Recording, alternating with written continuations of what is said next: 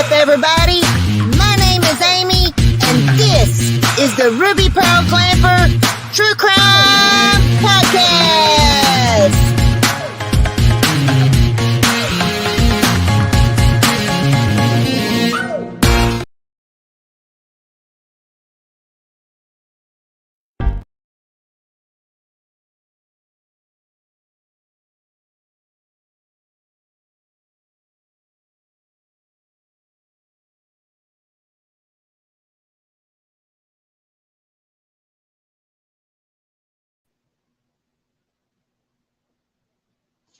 Hello, everyone. Welcome to the Ruby Pearl Glamper True Crime Podcast. My name is Amy. Welcome to my show. Hope everyone is having a wonderful day, morning, evening, wherever in the world you are. Hello, Charlie McAnally. How are you tonight? My favorite mafia fella. Oh my goodness, y'all. It is bipolar weather here in Arkansas, where your week will consist of shorts, a coat, an umbrella, no power, flooding, and tornado weather. Back and forth, just every day. We never know what is going on. And you would think, considering I've lived my entire life here, that I would be used to this crap. But no. As I get older, my nerves and patience get thinner. And yeah, I just can't deal with it. So, but hope everyone is having a wonderful weekend wherever you are. If you were present for my last live or you listened to it on the replay, I apologize for all the racket. It started pouring down rain during that live. And of course, you know, these microphones pick up every single little noise. And I, living out in the backwoods of Arkansas in my glamper, when the rain hits the metal roof, I'd never realized that it was, you know, picking up that sound so bad. But it did. And so the last half of that live, where I was discussing Lori Vallow's Daybell and Chad Daybell, you can not hear at all. But I will be discussing Lori and Chad and their case more in the weeks to come. Their trials have been severed. And if all goes according to plan, Lori Vallows will be going to trial next month. So yeah, that's a subject that I could talk for hours about. But tonight I'm going to talk about a case that's, you know, a little different than my normal true crime cases, missing kids and things like that. And it's a case that has been very near and dear to me ever since it happened. And I followed this case closely, and it is among just those top 5 cases of all cases in the world that I want to see solved more than anything in this world. No, it's not raining here again right now. Why am I staticky again, Charlie? I hope not. Because I don't want this broadcast to be interrupted. So let me know if I'm staticky again, Charlie, please. If you're here for the first time listening, I wish you would please consider hitting the subscribe button. If you love all things true crime, I discuss all sorts of different cases. Okay, great.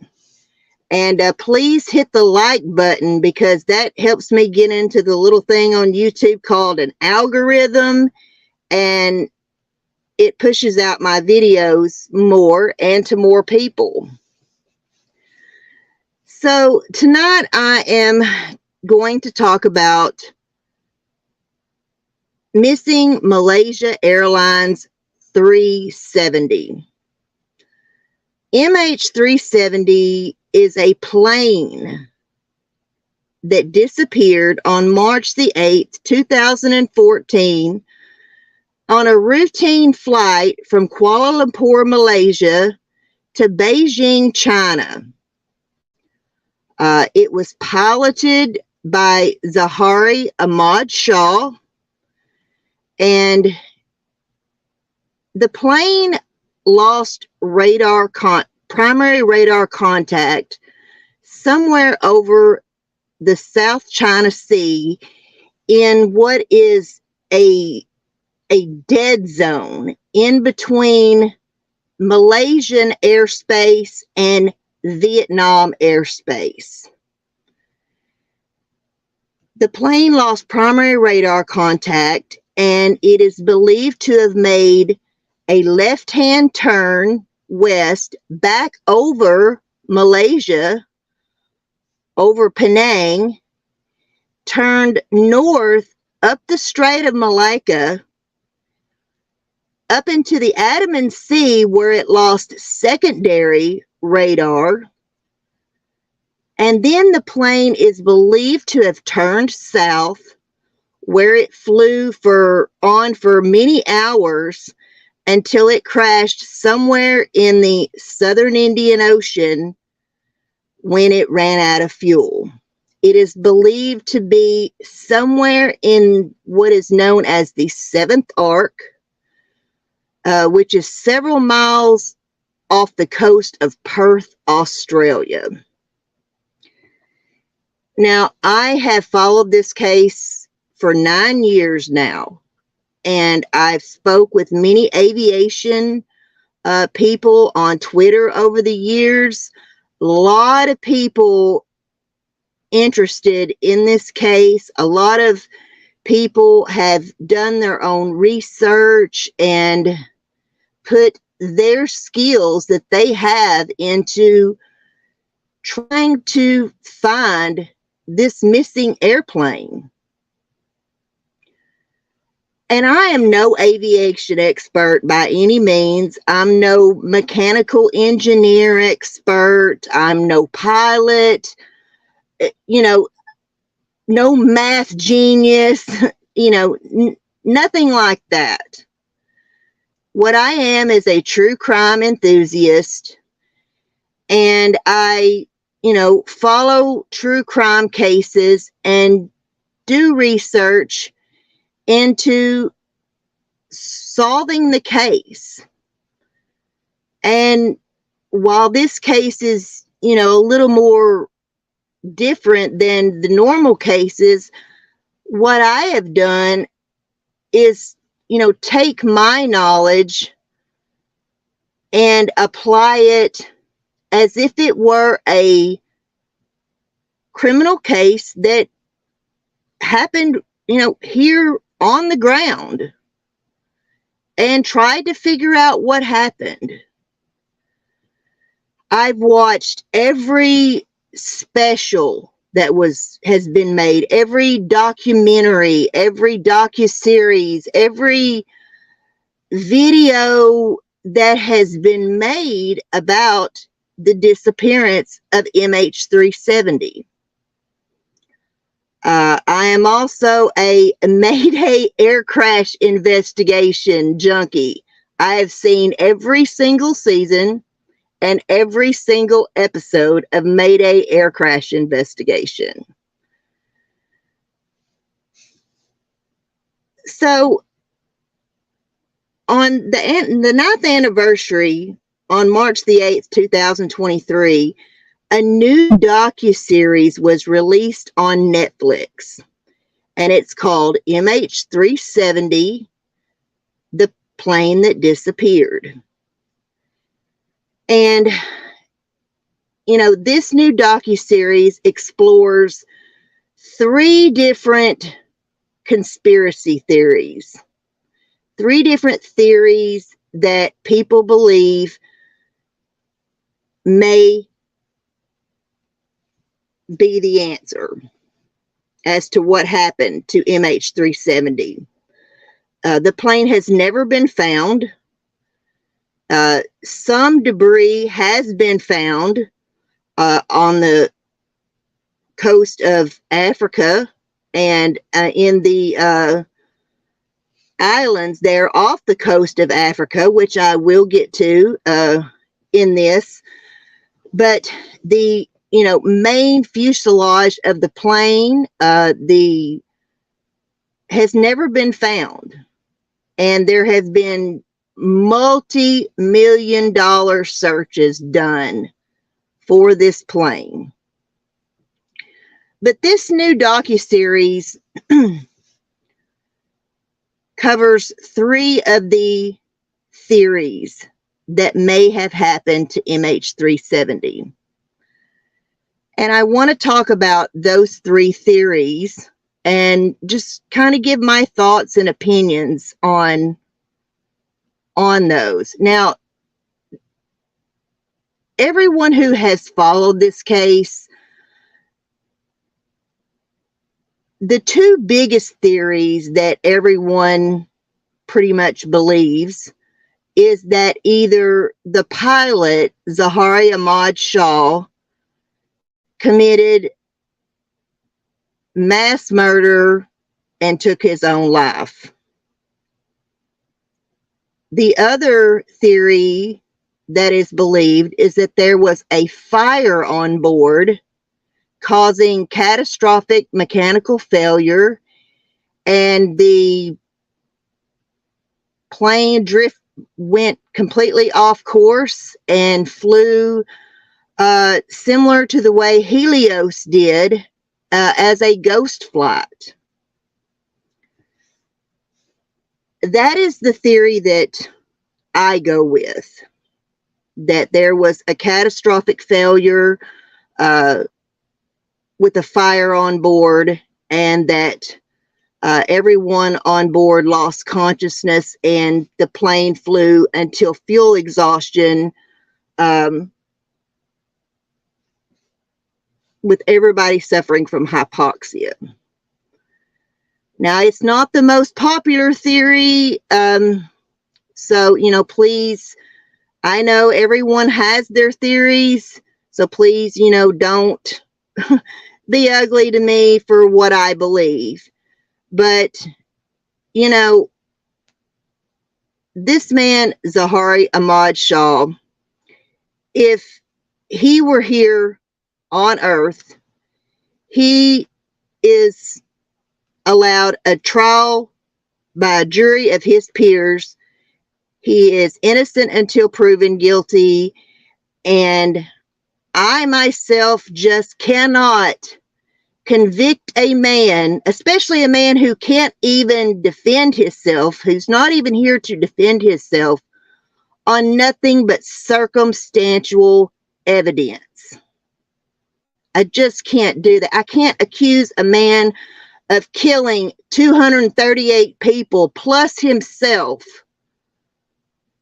based on some circumstantial evidence. So, hi, Steph Lynn. How are you? Welcome.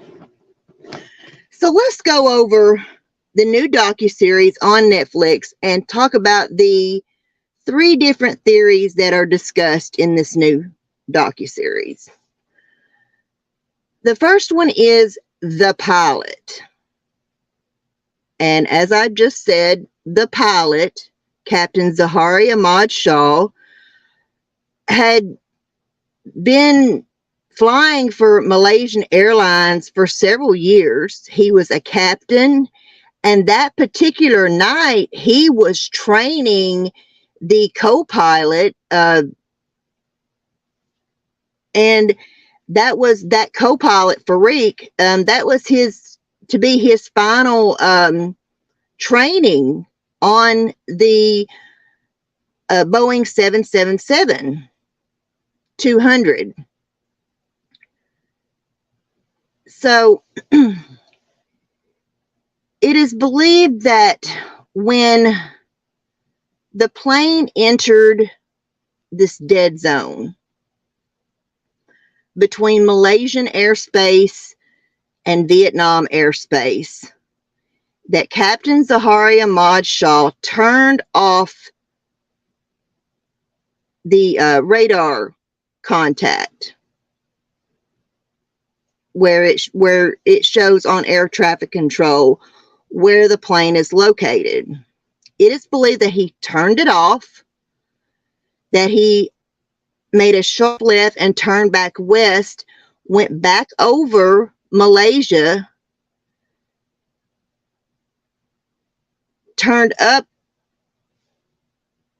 north, up the Strait of Malacca into the Adamean Sea, where he then turned south and flew the plane for like 7 more hours until the plane ran out of fuel and crashed into the southern Indian Ocean.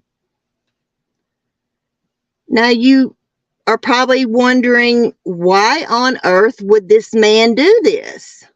Well, it is not the first time that a pilot has decided to hijack a plane and commit mass murder in the process of taking his own life. It has happened before. It's believed that Zaharia Ahmad Shah did this in response to a political figure friend of his who had been in trouble for some sexual allegations that aren't illegal here in the United States, but they are illegal in Malaysia. And it's just absolutely ridiculous, in my opinion, this theory. Now, I am not discounting that Zaharia Ahmad Shah did this, but to take his own life and take the lives of 238 innocent people because your friend is in trouble for some sexual allegations, it just doesn't make sense to me. And there is just not enough proof to prove that he did do this, and that's why he did this.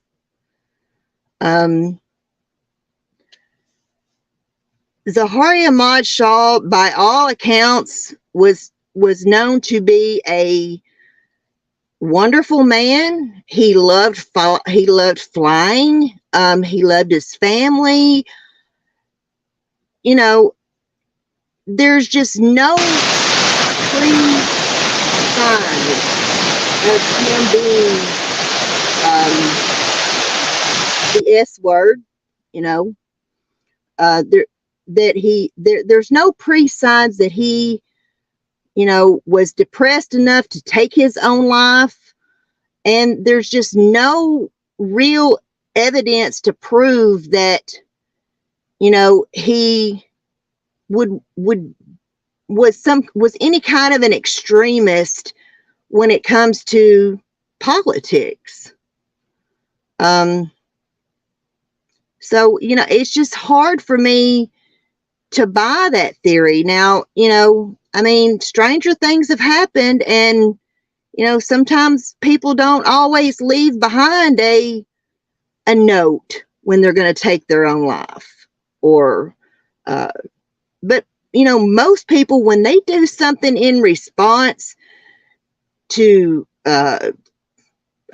make a political statement, they leave behind some kind of note, or they leave behind some kind of,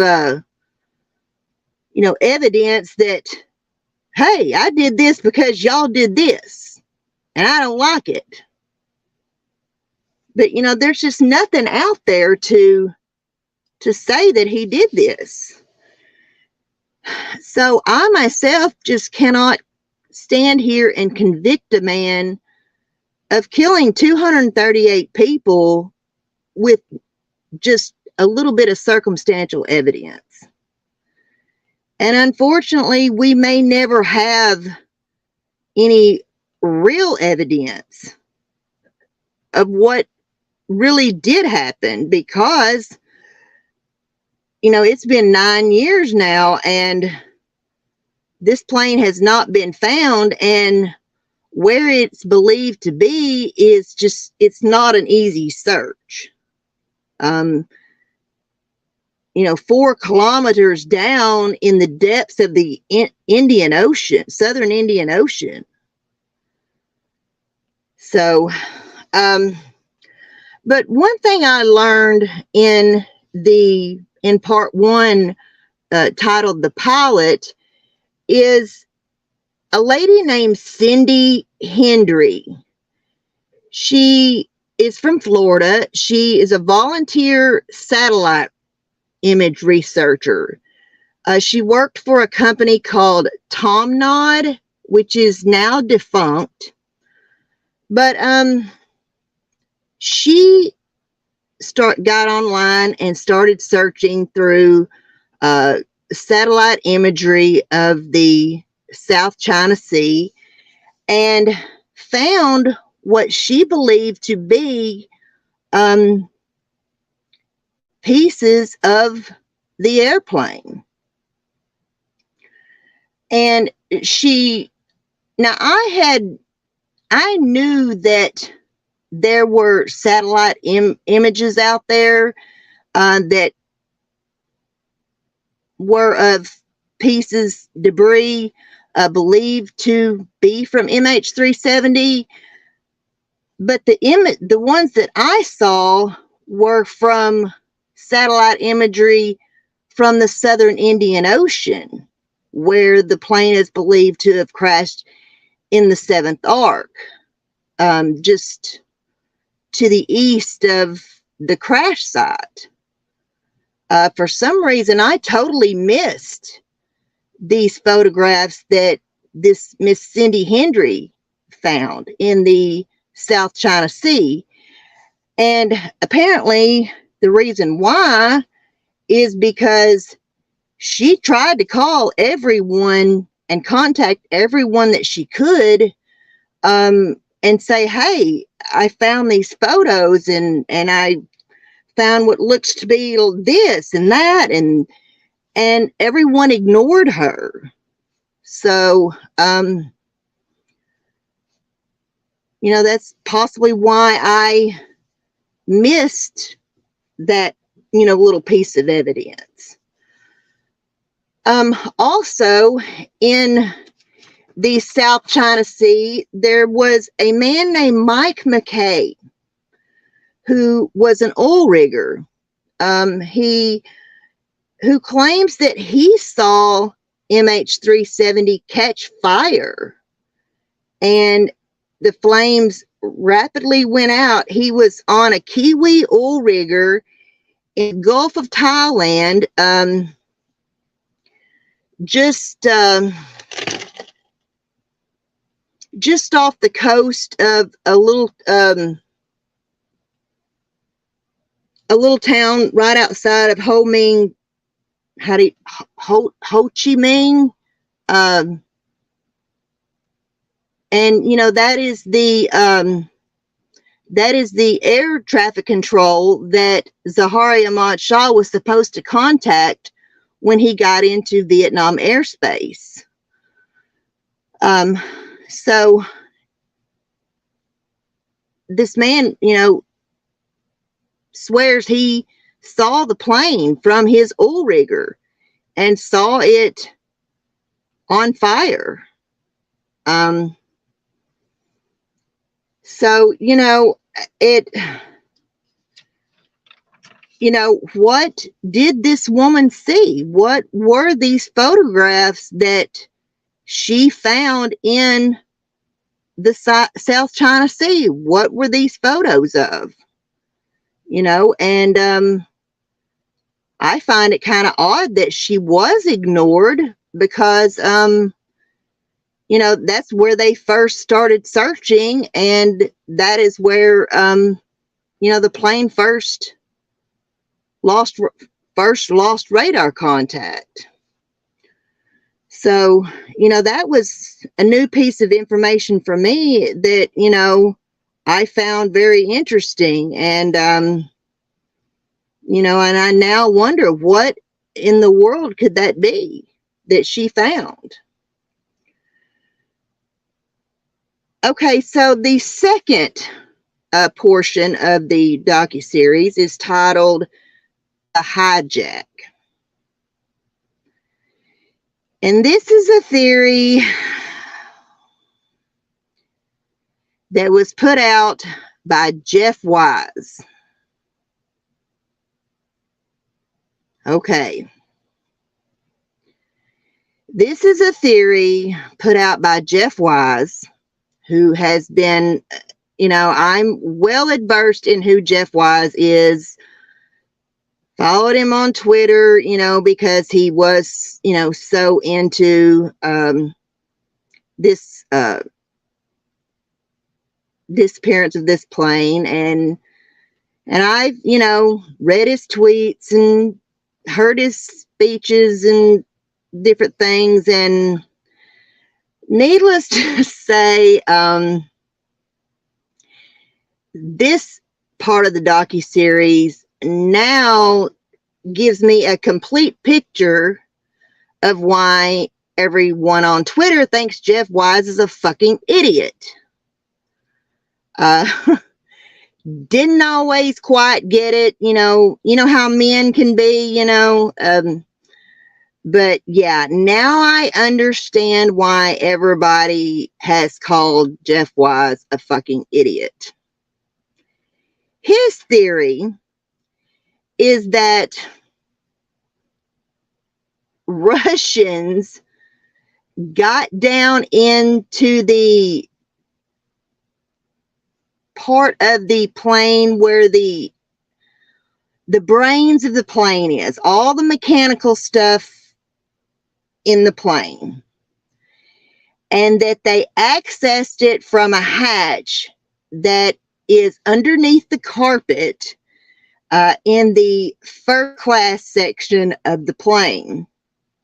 Now, this hatch is not locked.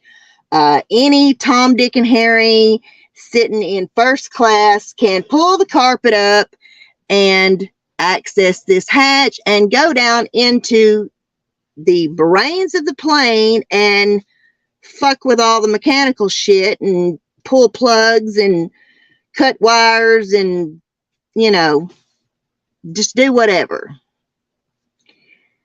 Yeah.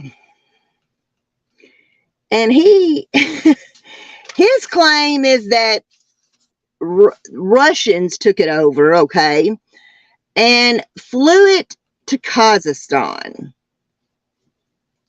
where I don't know what they did with the passengers once the plane landed in Kazakhstan, you know, or what is what they allegedly did with the plane, or any of that kind of stuff. I have no clue. But that's what Jeff Wise believes, is that Russians hijacked the plane and took it to Kazakhstan. You know, and I get it. Everybody has their own theory, and at this point, you know, it could be anything. But, you know, I find this a little far-fetched. I mean, I'm not saying that, you know, the government doesn't do some shady shit and the government lies to us. All of our governments do, whether you live in the U.S. or uh, Russia or Britain or Australia or wherever you live. Yeah, the government lies. Yes, I said it. But, Russia did shoot down MH370's sister plane over Ukraine 4 months later, which is known as MH17. That plane was shot down by a missile over Ukraine, and Vladimir Putin is responsible for that. And the one thing that I will say in support of this is that I don't believe in coincidences. So, could something sinister, very sinister, have happened to 370 as it did MH17? I'm not putting nothing past anybody. And I'll leave it at that.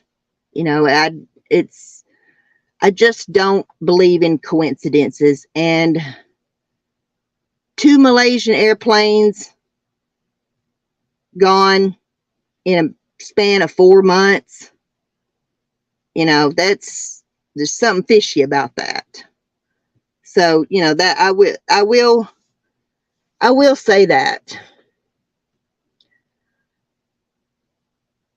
Now,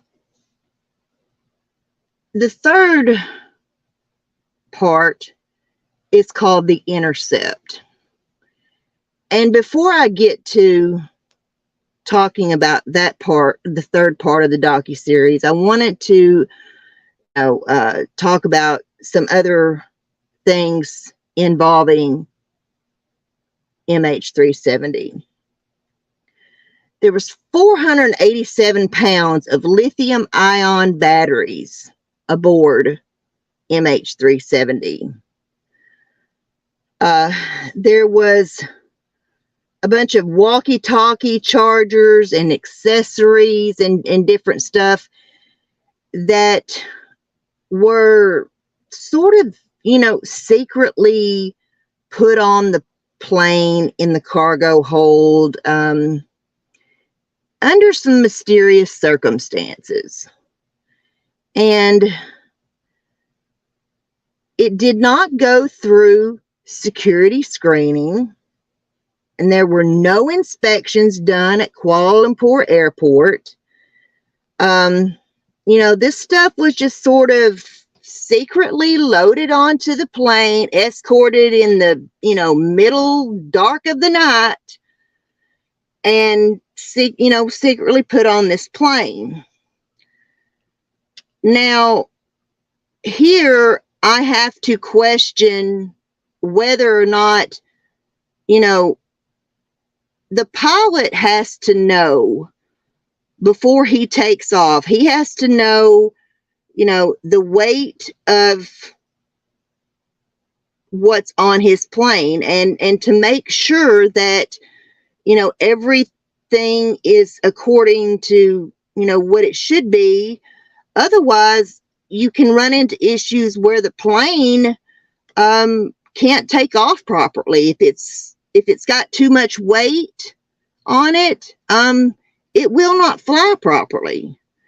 So, the passengers, the luggage, the cargo, the fuel, all that kind of stuff has to be, taken into account. And, you have to know exactly what you have, because otherwise, your plane won't fly properly. And there has been a crash. There have been crashes due to the plane being overweight. As I told y'all earlier, I've seen every single episode of Mayday Air Crash Investigation. But,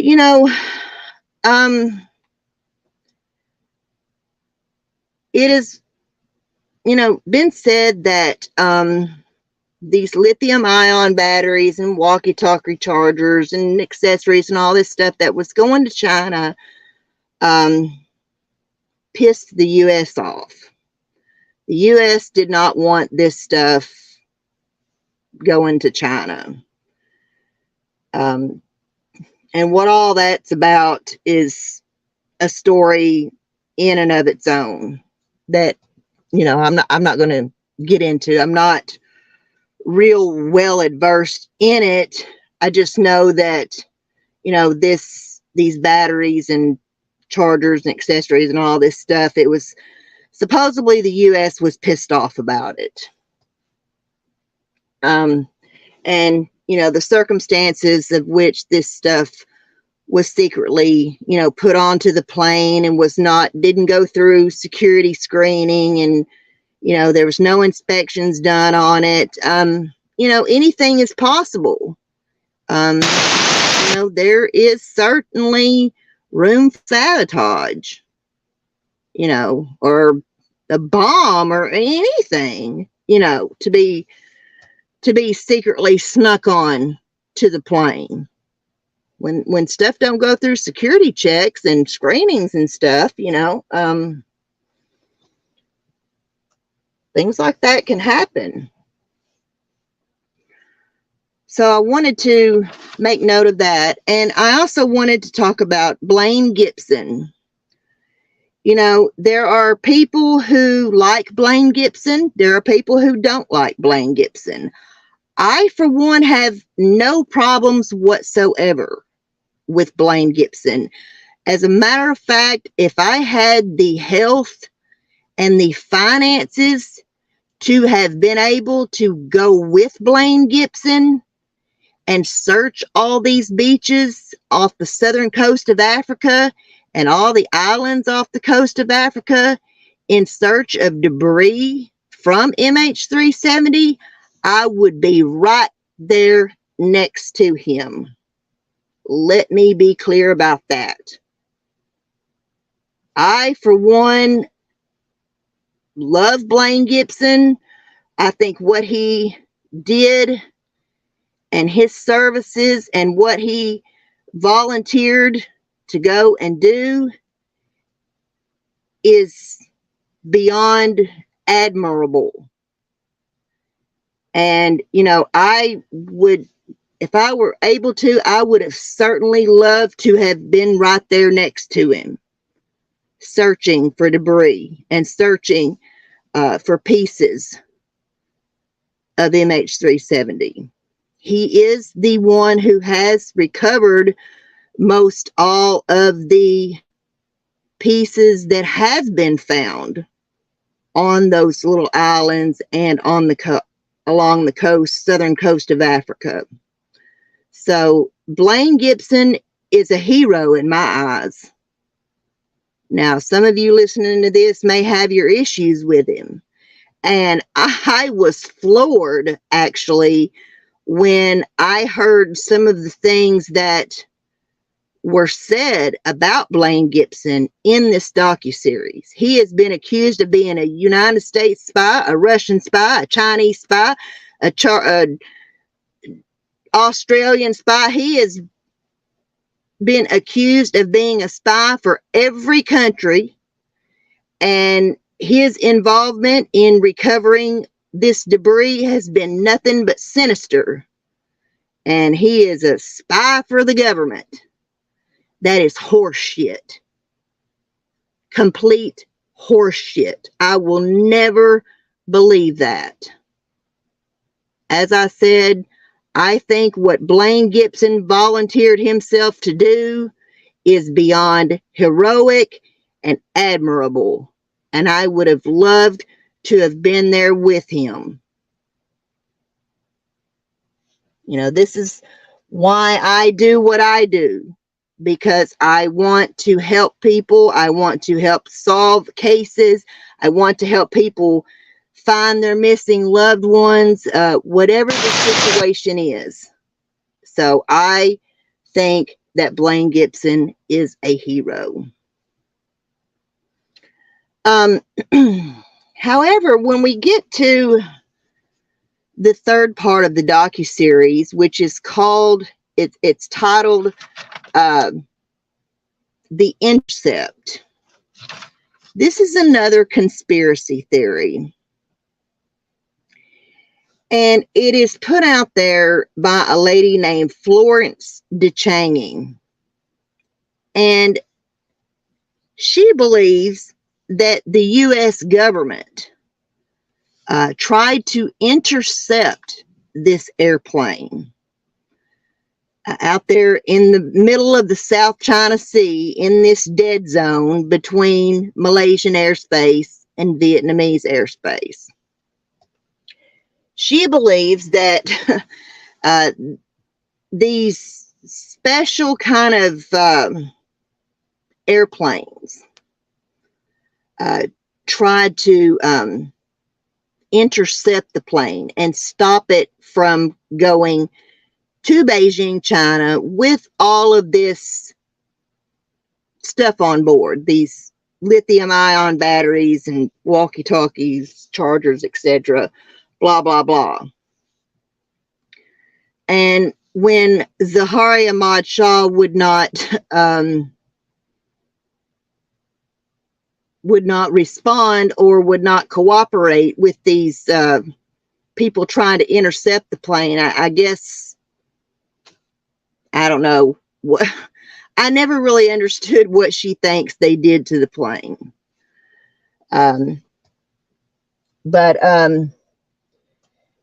She's talking about AWACS jamming the systems aboard MH370 and just all sorts of bizarre stuff that. But anyway, one of the things that she put out there is that the flaperon that was found on Reunion Island, that is the first real piece of MH370 that was discovered, was this flaperon that washed up on Reunion Island. And she says that there should have been some type of an ID plate on this plane. And whatever is used to stick or glue or solder or whatever this ID plate onto this flaperon should survive any kind of crash. And that the only way this ID plate would not be on that flaperon is if the plane had been disassembled on the ground. So what she's trying to claim is that this flaperon cannot be proven beyond a reasonable doubt that it belonged to MH370.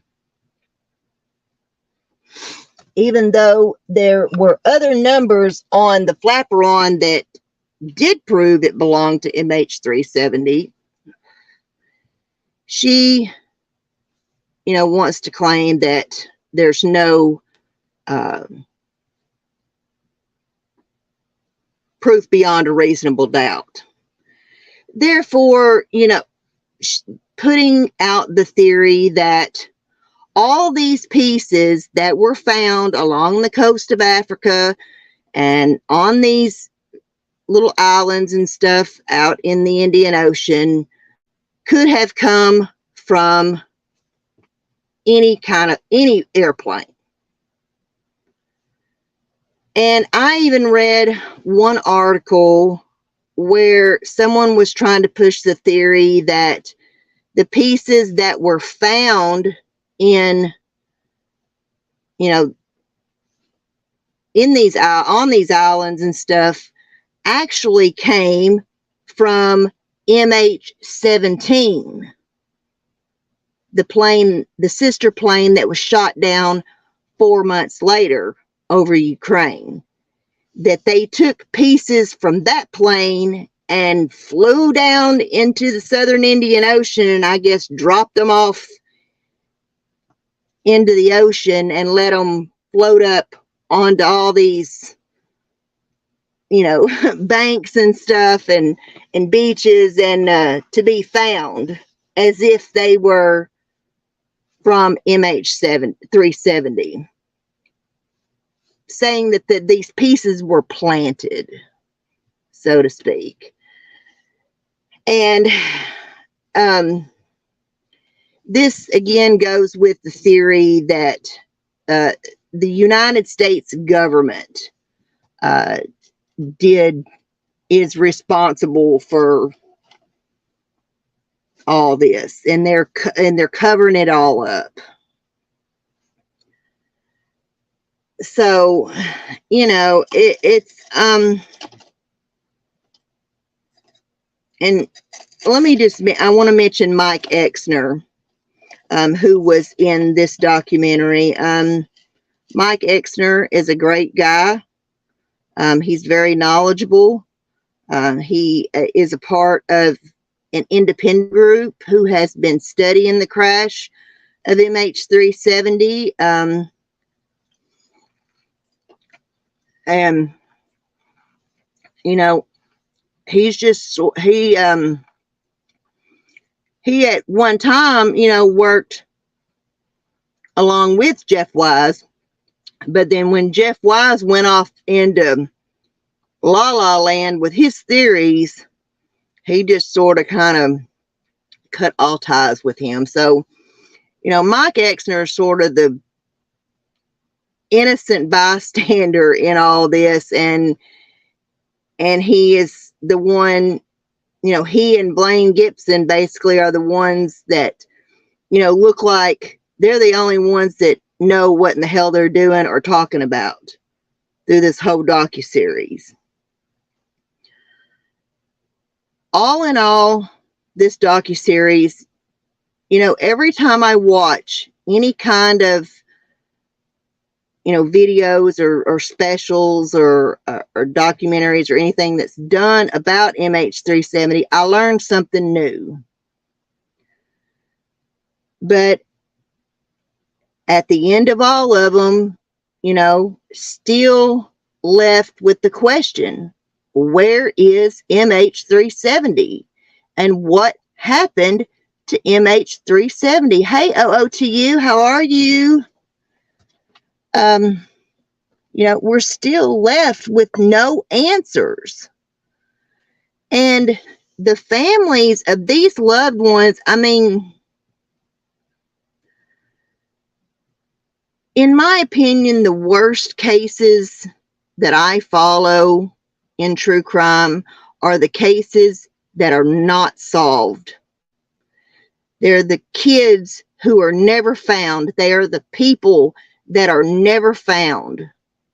They are the murders that are never solved, and no one ever pays. And no one gets justice. The pain and anguish that these families have gone through for 9 years, not knowing what happened to their loved ones, is heartbreaking. It is heartbreaking. And these people went missing on a modern airliner. How in the hell does a modern airliner go missing in today's world with today's technology? We now kind of know that the situation with MH370, there was a vulnerable opportunity to do something to this plane or with this plane. We know that now that there was a vulnerable opportunity to do something, but even still, there were parts of, there was a situation where someone should have taken immediate action, and they didn't. And there are a lot of different, moving parts to this, and people where you can lay blame and place blame. And what I will say is that the Malaysian government, I believe from day one that, shortly after, within a week of this happening, that they believed in the pilot taking his life and killing the other ones on board a theory. And that is the theory they want to stick with. They want to throw Captain Shaw under the bus. They want to lay the blame on him so that they don't have to take the blame. And I believe that they have covered up a lot of stuff in this. And they haven't been forthcoming with the families of the passengers of MH370. And, that is, it's wrong, to try and cover your own ass and lay the blame on a man who is not even here to defend himself. And these loved ones who are left behind, to suffer, wondering what in the hell happened to their loved ones. It's just wrong. Those of you that know me, you know about my past, you know what brought me into the world of true crime. So you know that I know all too well about crooked government and crooked cops and, covering up crimes and things like that. I know it all too well. So I understand how these people feel, and in the case of my friends who were murdered, they have, after 30 something years, they have never received justice here in Arkansas. And will these people that were aboard MH370, will they ever get the justice they deserve? And will their families ever get closure and ever find out what happened to their loved ones? That is what breaks my heart most of all about all this. This is where I can understand what these people are going through and what they've been through. And it is just wrong what these people have had to endure, because we put our faith and our trust in our justice system. We put our faith and our trust in our government. We put our faith and our trust in a modern airliner to get us from point A to point B alive. We trust Boeing, we trust American Airlines, we trust Malaysia Airlines, we trust Southwest Airlines, United Airlines, whatever airline service it may be. We trust these people. We put our lives into these people's hands. And if they are to blame, then oh well. They need to take their blame and not try to push it off on an innocent person. So until there is some sort of solid proof that Captain Shaw did this, then I'm not going to stand here and convict the man. of taking his own life and taking the lives of 238 other people. I'm not saying it's not possible, but I'm not going to stand here and convict the man with no proof. But you know, at the end of this docuseries, I mean, I was left in tears. You know, I'm trying to fight back the tears right now. I was left in tears for these people because big 3-part docuseries on Netflix about the disappearance of Malaysian Airlines 370. And what did we get? A bunch of fucking nonsense from Jeff Wise. Yeah, I said it.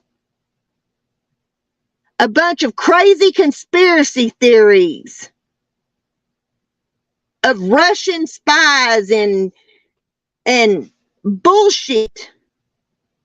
You know, of all the conspiracy theories I thought about believing in, it was the Rothschild conspiracy theory and the patent and the plane being flown to Diego Garcia. You know, if I was going to buy one of those conspiracy theories, that was the one I was willing to buy. Because when it comes to Jacob Rothschild, I don't trust that man no farther than I can throw him.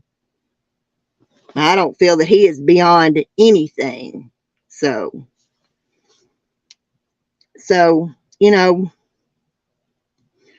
a shout out to Mike Exner. Shout out to Blaine Gibson.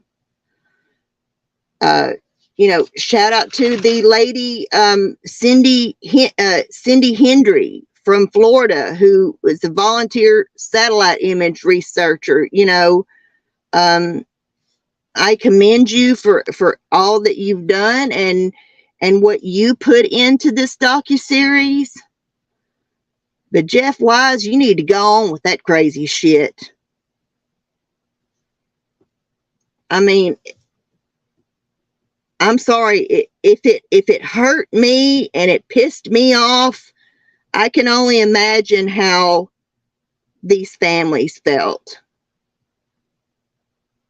Because, you know, here's this big docuseries and this big, you know, to-do about their loved ones, and still no answers. Just a bunch of hogwash nonsense. And that's the way I felt about it.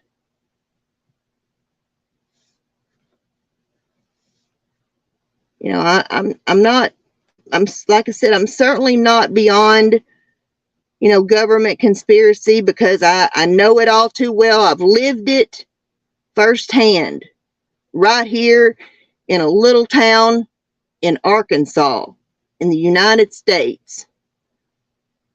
A conspiracy theory that starts with local cronies and druggies that goes all the way to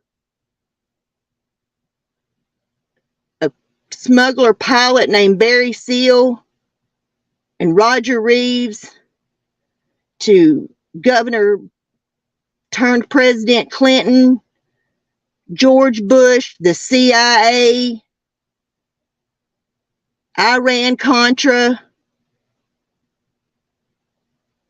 But at the end of the day, all I want to know is who killed my friends on the railroad tracks in Alexandria, Arkansas.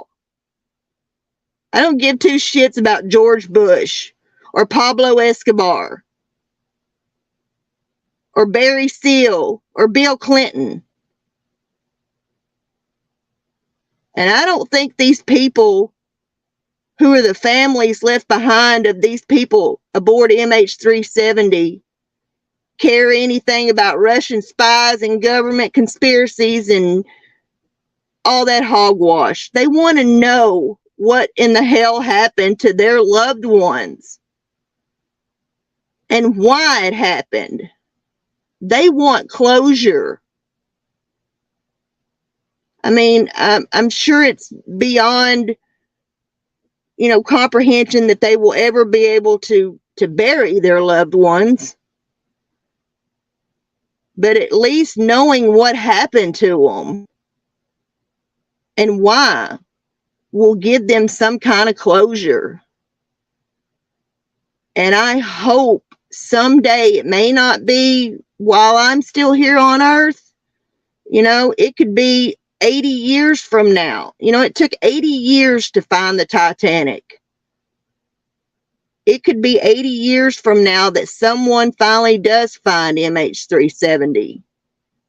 And they have even farther advanced technology than what we have today in 2023 to find that plane. But God forbid, I hope someday that those people find out what happened to their loved ones.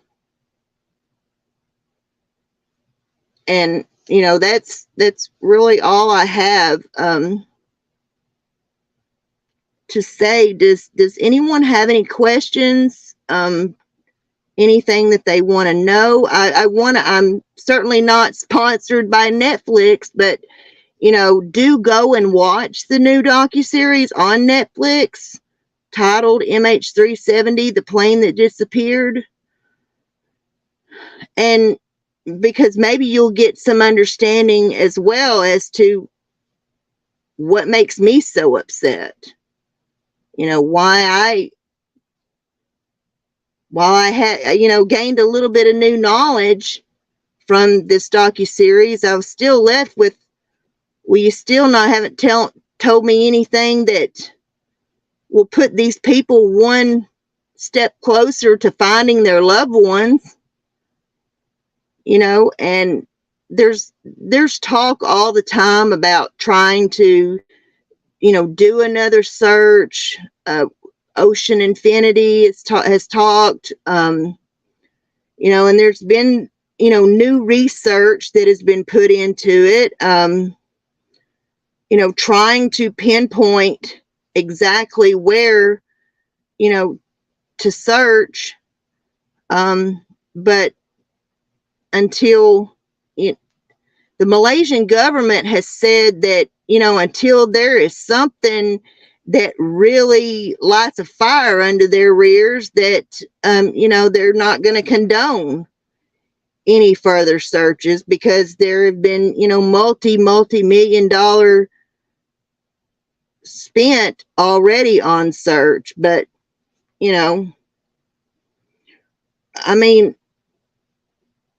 I think it's important to aviation in and of itself to find out what happened to this plane. It scares me to death to get to the thought of getting on a plane and crashing and no one ever being able to find me. That's a scary thought. Or the thought that, of planes still being possibly hijacked, after 9/11. That's a scary thought. But, if anyone has any questions, there are a lot of aviation experts, a lot of people over on Twitter who have put a lot of time into doing research on this case. And for the most part, everybody has always been great. So, but, do watch the docuseries and, keep these people in your hearts and minds, and pray for these families that, one day that they will have closure and they will find out what happened to their loved ones. But other than that, that's all I have for this evening. I want to thank everybody for coming in. Charlie and OOTU, my two favorite people, my my mods, and everyone who listened tonight. And if you are listening via Twitter, because you follow if you followed this case, MH370, I want to thank you very much for listening. And our motto here at the Ruby Pearl Glamper is, when you go out into this world each and every day, you be the change that you wish to see in this world. As Michael Jackson said, it starts with the man in the mirror. Peace out, everyone. Good night. Pray for MH370. What's happening, y'all? If you're looking for a sad true crime podcast, then get up off of that thing and boogie on over to the Ruby Pearl Glamper True Crime Podcast, where we give you the lowdown on all things true crime. Oh, and don't forget to hit that subscribe button and ring that notification bell. Catch you on the flip